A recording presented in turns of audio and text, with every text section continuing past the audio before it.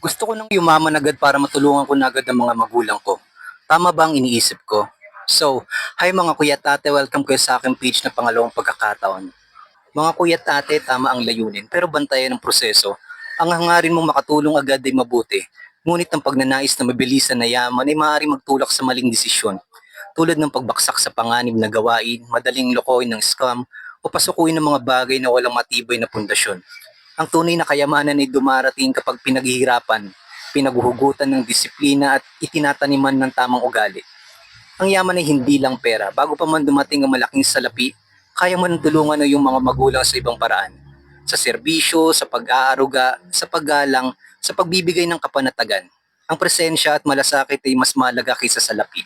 Ang pera ay dumadaan pero ang alaala ng anak na mapagmahal ay hindi mawawala. Matuto ng proseso ng pagyaman. Ang mabilis na yaman ay madalas mabilis ding naglalaho. Ang unti-unti ngunit matatag na pag-angat ay parang punong itinanim. Mabagal ang paglaki pero matibay at matatag. Aralin mo ang tungkol sa pag-ipon, pagnenegosyo at tamang pagpupuhunan.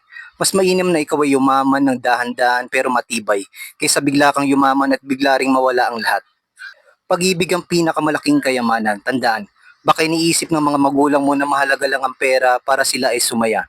Ngunit sa totoo, madalas sapat na para sa kanila ang makita kang naging mabuting tao, masipag at may direksyon sa buhay.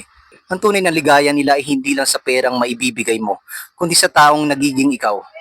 Tama ang iniisip mo na gusto mong yumaman para makatulong. Pero mas magiging tama ito kung susubaybayan ng tamang proseso, pasensya at pananampalataya. Hindi masama ang magnais ng agarang tagumpay. Ngunit huwag mong kalimutan na ang tunay na yaman ay hindi lamang nakikita sa salapi, kundi sa pag-ibig, malasakit at tamang ugali. Ang pinakamahalaga ay kahit wala ka pang malaking pera ngayon, kaya mo nang maging kayamanang hindi matutumbasan para sa iyong mga magulang. Hindi mali ang hangarin mong yumaman agad para makatulong sa iyong mga magulang. Pero tandaan niyo po mga kuya tate, ang pagmamadali ay madalas nauuwi sa maling direksyon.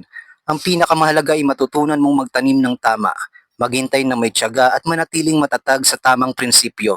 Dahil kung unti-unti mong inaakyat ang sarili mo sa tamang paraan, hindi lang sandali mong matutulungan ng magulang mo, kundi pang matagalan. At iyon ang tunay na kayamanan. Alright, thank you for the time mga kuya tate. Bisita kayo ulit sa next video ko. Bye-bye!